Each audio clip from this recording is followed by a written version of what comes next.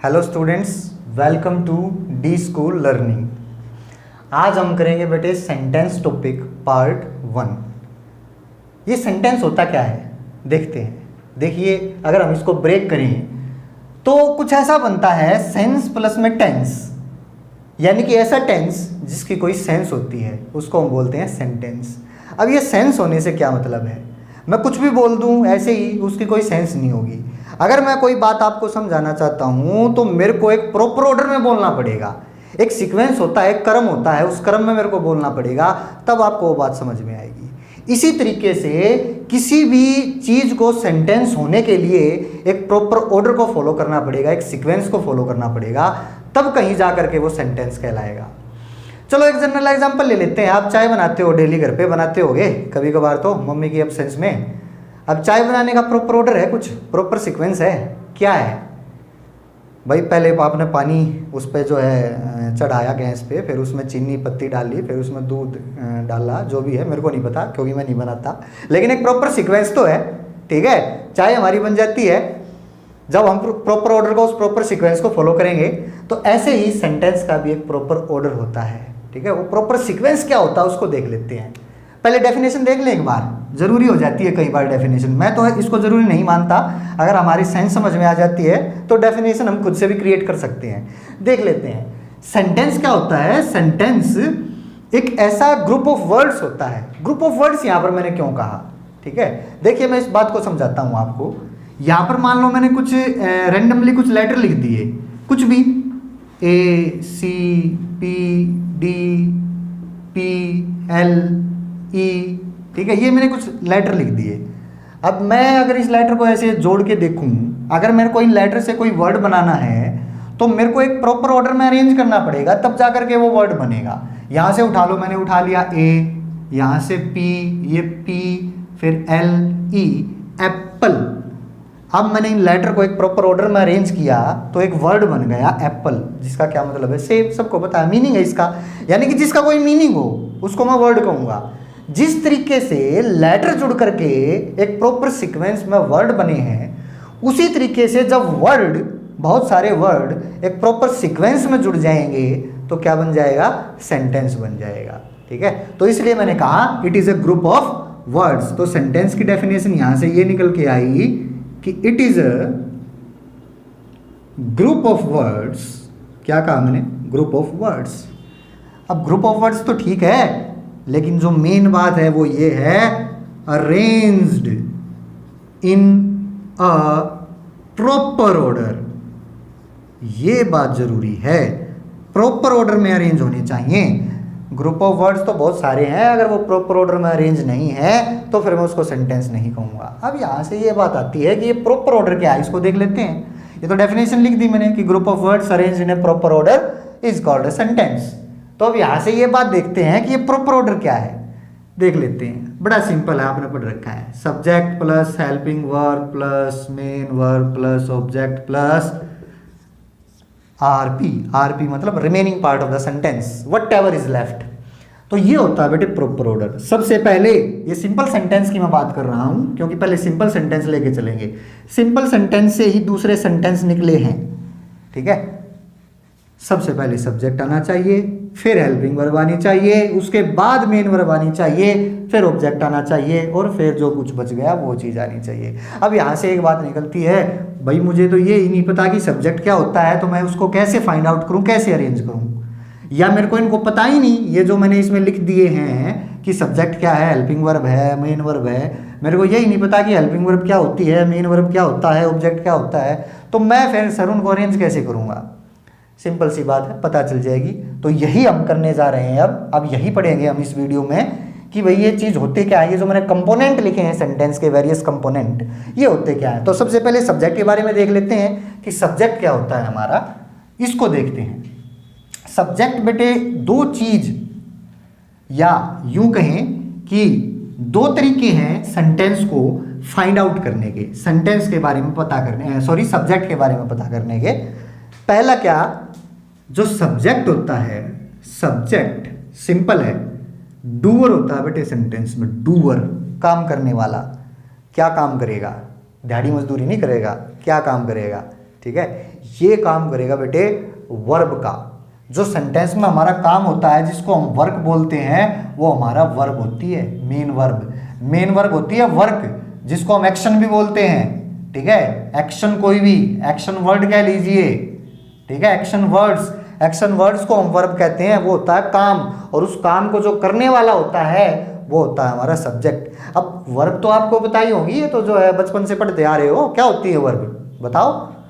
खाना, पीना, खेलना, हंसना, बोलना, लिखना, बैठना, कुछ भी जिसके पीछे ना लग जाए, हिंदी में है ना, क्रिया इसको हम बोलते हैं हिंदी में। नाना तो नाना नानी के पीछे भी लग गया, नाना नानी, है ना, ये वर्ब नहीं है, नाम है ये, ठीक है।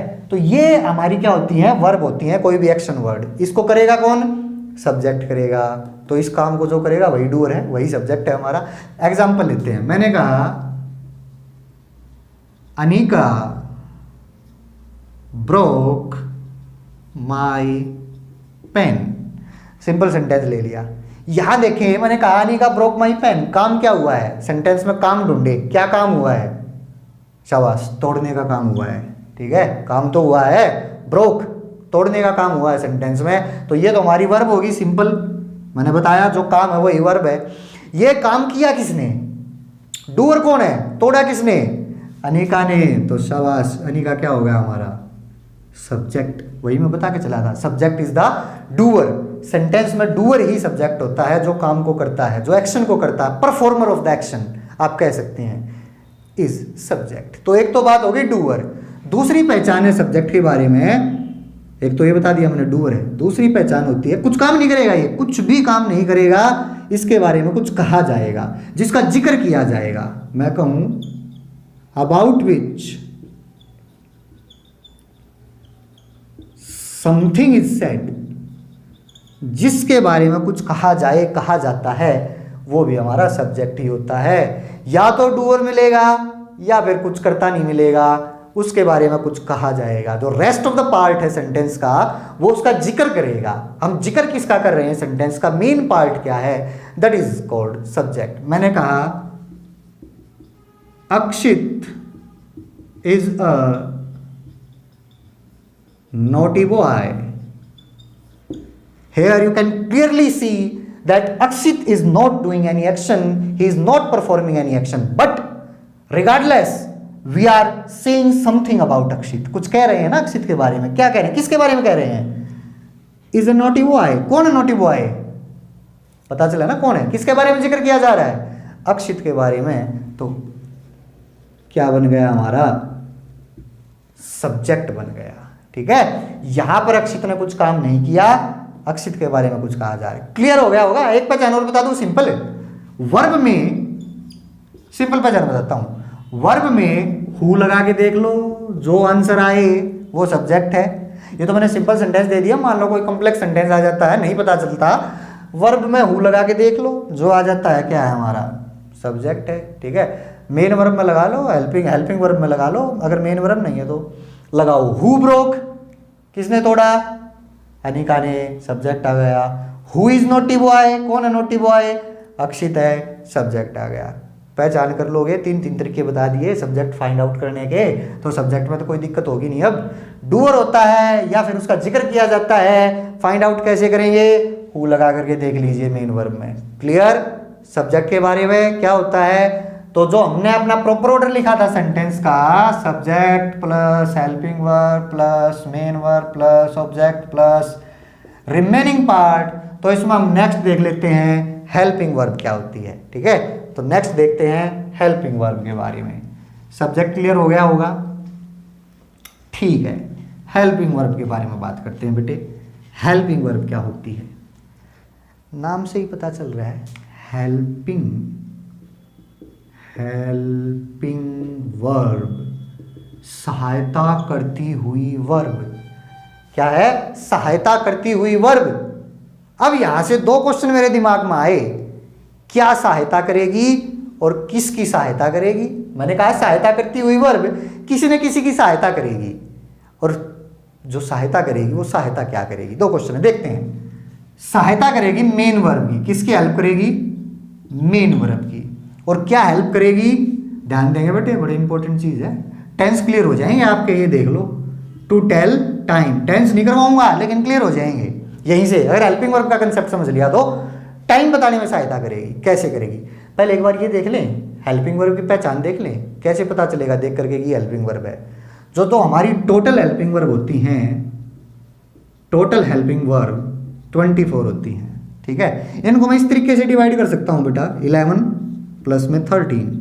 जो 11 होती हैं हमारी, ये होती हैं प्राइमरी हेल्पिंग वर्ब्स, और जो 13 होती हैं ये होती हैं मॉडल्स हेल्पिंग वर्ब। इनके बारे में अभी जिक्र नहीं करना, हम लेके चलेंगे प्राइमरी हेल्पिंग वर्ब्स के बारे में। 11 होती हैं, मैं इनको टाइम वाइज कैटेगराइज कर देता हूं। मैंने बताया ना हेल्पिंग वर्ब क्या बताती हैं, टाइम बताती हैं। तो मेरे को ये पता चल जाए कि कौन सी हेल्पिंग वर्ब कौन सा टाइम बताती है, तो इजीली मैं आइडेंटिफाई कर सकता हूं कि भाई ये सेंटेंस जो बोला गया है या ये जो टेंस बोला गया है कौन से टाइम का जिक्र कर रहा है, इजीली पता चल जाएगा। देख लेते हैं, टाइम वाइज कर लो कैटेगराइज। क्या है इसमें, सिंपल है, कुछ बड़ी बात तो है नहीं भाई।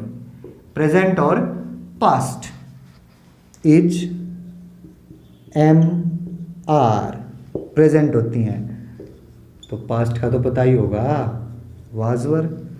हैज, हैव प्रेजेंट होती हैं, पास्ट क्या होता है, हैड। डू, डज प्रेजेंट होती हैं, पास्ट क्या होता है, डिड। काउंट करना एक बार, 1 2 3 4 5 6 7 8 9 10 11 होगी टोटल 11 प्राइमरी हेल्पिंग वर्ब्स। अब तो इजीली पहचान कर लोगे। अगर इस साइड की आ जाएं, it means I am talking about the present time. इस साइड की आ जाएं, I am talking about the past time, होगी सिंपल पहचान, ठीक है। ये हेल्पिंग वर्ब होती है बेटा हमारी 11, ठीक है। टाइम बताने में मदद करती हैं, टाइम का पता चला ना। अगर इज एम आर में से कोई आ गया तो प्रेजेंट टाइम है, पता चल गया। वाज वर में से आ गया तो पास्ट टाइम है। इसी तरीके से इस साइड की आ जाए तो सारा प्रेजेंट टाइम बताएंगी, और इस साइड की आ जाए तो क्या बताएंगी, पास्ट टाइम बताएंगी। क्लियर हो गया हेल्पिंग वर्ब का फंक्शन। मेन वर्ब के बारे में मैंने बता ही दिया था, एक्शन वर्ड्स होते हैं मेन वर्ब, पीछे मैं बता के चला था। एक्शन है ये, ठीक है, और इस एक्शन को परफॉर्म कौन करेगा, सब्जेक्ट करेगा। बात आ गई ऑब्जेक्ट की। ऑब्जेक्ट क्या होता है इसको भी देख लेते हैं, चलो। ऑब्जेक्ट रिसीवर होता है, ये रिसीवर। जैसे कि हमारा सब्जेक्ट डूअर होता है, ऐसे ही ऑब्जेक्ट क्या होता है, रिसीवर ऑफ द एक्शन होता है। ऑब्जेक्ट क्या होता है बेटा, receiver of the action. Action क्या, मेन वर्ब। मेन वर्ब के एक्शन को परफॉर्म कौन करेगा, यहां देख लो, सब्जेक्ट परफॉर्म करेगा, ठीक है। ये हमारी वर्ब होगी, ये ऑब्जेक्ट हो गया, ये एक्शन है। इस एक्शन को करेगा कौन, ये करेगा सब्जेक्ट। एक्शन का इफेक्ट जिस पर पड़ेगा वो हमारा होता है ऑब्जेक्ट। वापिस मैं वही एग्जांपल लेता हूं जो मैंने सब्जेक्ट के केस में लिया था। Anika broke my pen. देखना सिंपल है, बड़ी सिंपल बातें हैं, छोटी छोटी, आपको पता भी होगा, ठीक है। लेकिन क्योंकि एक बार ये सेंटेंस टॉपिक मैं शुरू कर रहा हूं, मैंने आगे तक लेके जाना है इसको, तो ये बेस इन्फॉर्मेशन देनी जरूरी है बेटा आपको। अनिका सब्जेक्ट है, काम क्या हुआ है, एक्शन क्या हुआ है, वर्ब तोड़ने का, क्या टूटा, ठीक है, ऑब्जेक्ट। इसने रिसीव किया, ये काम, ये करने वाला, ये जिसने इफेक्ट को रिसीव किया या जिसके ऊपर काम हुआ उसको हम ऑब्जेक्ट बोलते हैं। हिंदी में कर्म बोलते हैं इसको, ठीक है। कर्ता ने कर्म को करण से, संप्रदान के लिए पदान से पढ़े होंगे आपने। ये उपक्रम है हमारा, ठीक है। तो इसने इफेक्ट लिया है, इसके ऊपर इफेक्ट हुआ है, तो ये हमारा ऑब्जेक्ट है। एसवीओ फॉर्मेशन यही होती है बेटा। तो ये जो बच गया सेंटेंस में वो रिमेनिंग पार्ट होता है। मैं कहूँगा अनिका ब्रोक माई पेन, कुछ भी अगर मैं ये कर दूं आगे, यस्टरडे, चलो मैंने ये कर दिया, कल तोड़ा उसने, ठीक है। तो ये हमारा आरपी बच गया। आगे जो भी आप प्रेपोजिशन से कुछ ना कुछ जुड़ा मिलेगा, प्रेपोजिशन लगा करके, ठीक है, तो वो हमारा रिमेनिंग पार्ट हो जाएगा। उसके बारे में बाद में जिक्र करेंगे कि वो होता क्या है। फिलहाल ये हमने देखना था, जो ऑर्डर हमारा है सिंपल सेंटेंस का, तो वो ये ऑर्डर रहेगा कि पहले सब्जेक्ट, फिर हेल्पिंग वर्ब, फिर मेन वर्ब और ऑब्जेक्ट। अब इसके बारे में थोड़ा और आगे बढ़ें और डिस्कस करें सब्जेक्ट के और ऑब्जेक्ट के बारे में, और करते हैं, देखते हैं। अब आप यहाँ से ये तो फाइंड आउट कर लोगे बेटा कि सब्जेक्ट होता क्या है, कोई दिक्कत नहीं आएगी इसमें फाइंड आउट करने में। मैंने बता दिया कि डूअर होता है, कोई भी काम को करने वाला होता है। सब्जेक्ट को फाइंड आउट करना है तो मेन वर्ब में हु लगाइए, ऑब्जेक्ट को फाइंड आउट करना है तो मेन वर्ब में वट या हुम लगाइए। जैसे वो पिछला सेंटेंस था क्या तोड़ा निकालना, वट ब्रोक क्या तोड़ा, ठीक है, माई पेन, तो वट का आंसर आ गया माई पेन, तो ये आप लगा दीजिए, ठीक है। अब नेक्स्ट इसमें देखते हैं जो ये सब्जेक्ट होता है हमारा, ये क्या क्या हो सकता है। जो सब्जेक्ट है ये क्या क्या हो सकता है। सब्जेक्ट बेटे आपका नाउन भी हो सकता है और प्रोनाउन भी हो सकता है, ये दो ही चीज बन करके चलेंगी आपकी। आपको सेंटेंस में ऑब्जेक्ट भी यही होता है, ऑब्जेक्ट भी आपका या तो नाउन होगा या प्रोनाउन होगा। कहने का मतलब एक सिंपल बात बताऊं, अगर आपको सेंटेंस में कहीं भी नाउन या कोई प्रोनाउन दिखाई दे तो इसका मतलब है या तो वो सब्जेक्ट है या फिर वो ऑब्जेक्ट है, ठीक है। ऑब्जेक्ट या सब्जेक्ट आपके क्या बन करके चलेंगे, नाउन या प्रोनाउन। उल्टा कह लीजिए, सब्जेक्ट या ऑब्जेक्ट या तो नाउन होगा या प्रोनाउन होगा। अब नाउन होगा, नाउन का तो आपको पता ही है कि नाउन क्या होता है, पता है ना क्या होता है नाउन, सिंपल क्या होता है नाउन, नेम ऑफ एनीथिंग, किसी भी चीज का name, name of anything is called noun. Everything, ठीक है, हर चीज जो इस संसार में है वो नाउन ही है बेटा। हर चीज जो आपको दिखाई देती है, everything that has a name, जिसका एक नाम है वो नाउन है। आसपास देख लीजिए कोई भी चीज। एक क्वेश्चन करता हूँ, आप रूम में बैठे हैं, ये बताएं अपने रूम में कोई भी एक ऐसी चीज ढूंढे जो नाउन नहीं है, बताइए जल्दी, चलो देख करके चारों तरफ देखें, कोई ऐसी चीज मेरे को बताएं अपने रूम में जो नाउन नहीं है। चलो देखें जल्दी, देखें है कोई ऐसी चीज, मिलेगी, है ही नहीं, हर चीज नाउन ही तो है।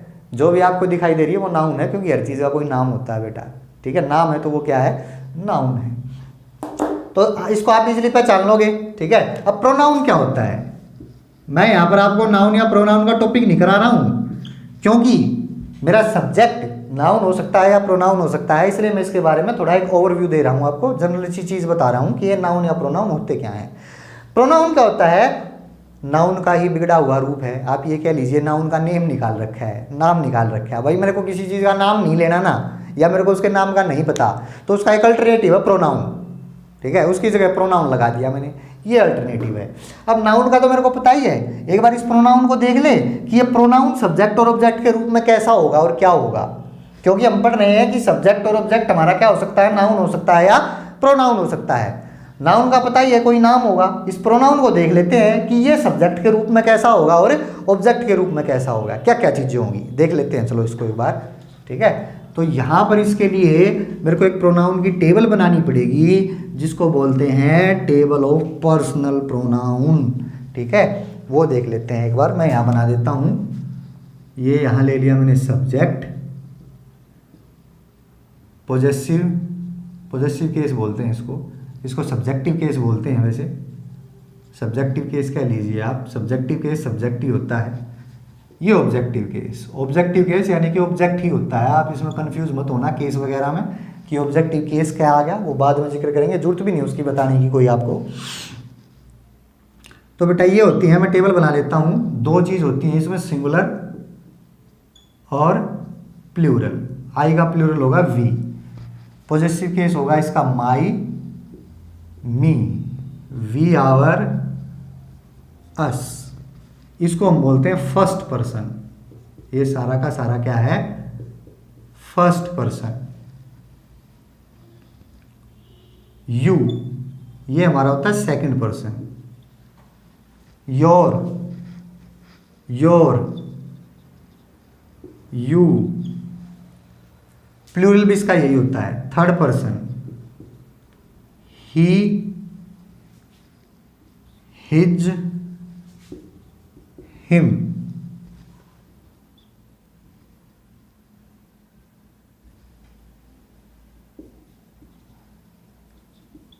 मेल के लिए, फीमेल के लिए शी, हर, हर, प्लूरल होगा इनका दे,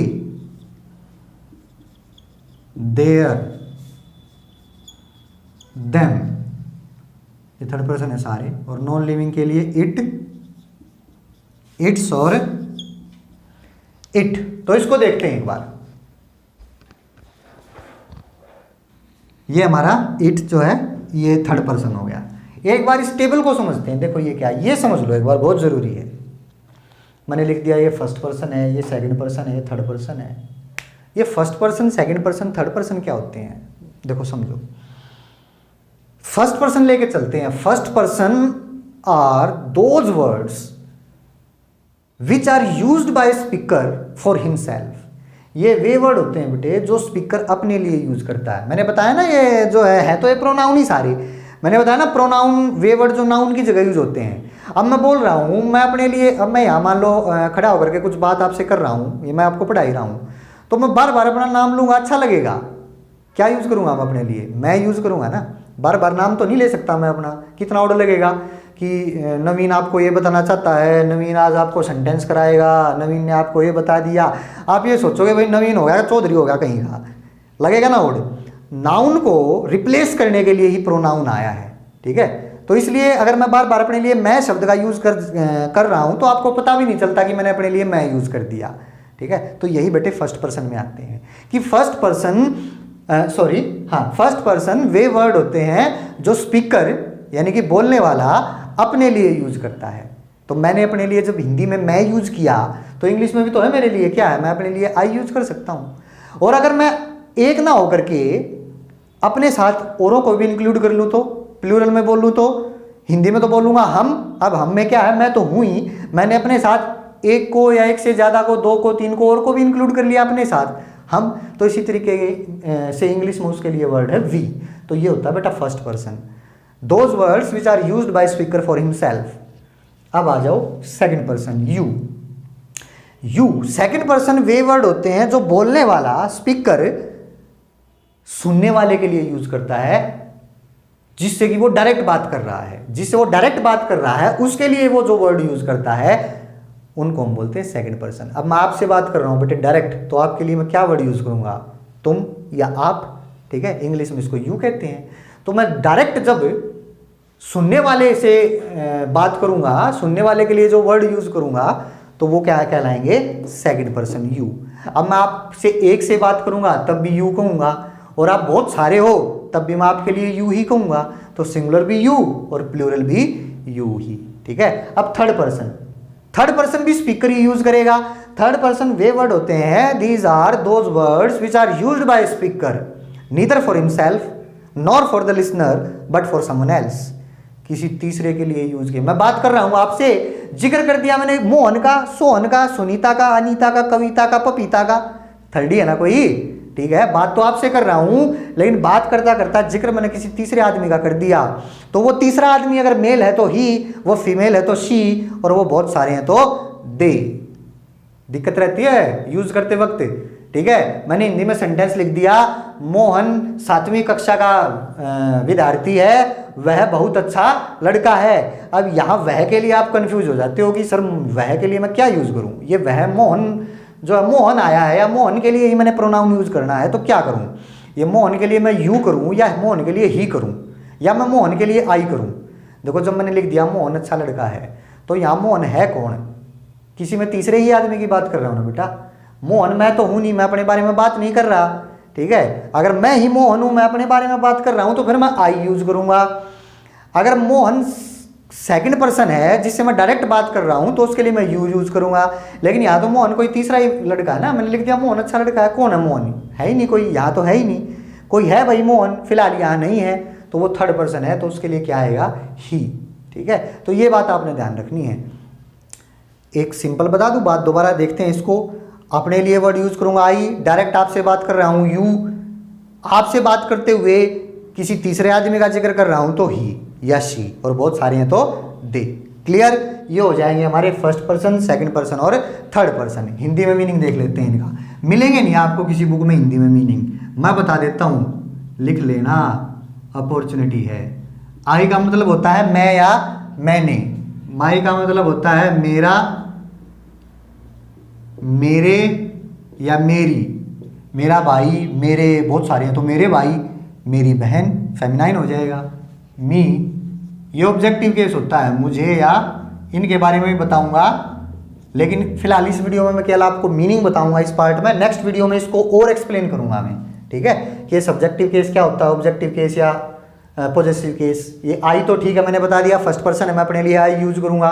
फिर माई कब होगा और मी कब होगा, पोजीशन के अनुसार, ऑर्डर के अनुसार। बाद में वी का मतलब हम या हमने, आवर का मतलब हमारा, हमारे, हमारी, शॉर्टकट लिख रहा हूँ भाई, रे री नहीं, हमारे, हमारी, अस, हमें, हमको। यू का मतलब तुम या तुमने, योर का मतलब तुम्हारा, तुम्हारे, तुम्हारी। यू का मतलब तुम्हें या तुमको। दोनों डिफरेंस है, ये भी यू है ये भी यू है, लेकिन ये सब्जेक्ट है ये ऑब्जेक्ट है। ये वर्ब से पहले आएगा यानी कि ये डूअर बनेगा, ये रिसीवर बनेगा, बताया था ना अभी। वह, ही का मतलब वह या उसने, हिज का मतलब उसका, उसके, उसकी। हिम का मतलब उसे या उसको। शी का मतलब भी सेम है। डिफरेंस क्या है, हाँ ये मेल है ये फीमेल है, और प्लूरल है तो दे, ठीक है। वे या उन्होंने, उनका, उनके, उनकी, उन्हें या उनको। इट का मतलब यह, इसने, इसका, इसके, इसकी, इसे या इसको। ये मीनिंग लिख लेना बेटे, काफ़ी काम आएंगे। आज की वीडियो में बस मैंने आपको इतना ही बताया है कि भाई सब्जेक्ट का ऑर्डर क्या होता है, सब्जेक्ट क्या हो सकता है, हेल्पिंग वर्ब, मेन वर्ब और ये, और सब्जेक्ट के ये जो मैंने टेबल बता दिया आपको कि सब्जेक्ट या तो नाउन हो सकता है या प्रोनाउन हो सकता है, ठीक है। अगर प्रोनाउन होगा तो सब्जेक्ट की देखो ये वाली लाइन आएगी फिर सब्जेक्ट के तौर पर, सब्जेक्टिव केस में। डिटेल्ड में इसको मैं बताऊंगा और भी इसमें ज़्यादा अगली वीडियो में। आज के लिए इतना ही, थैंक यू वेरी मच।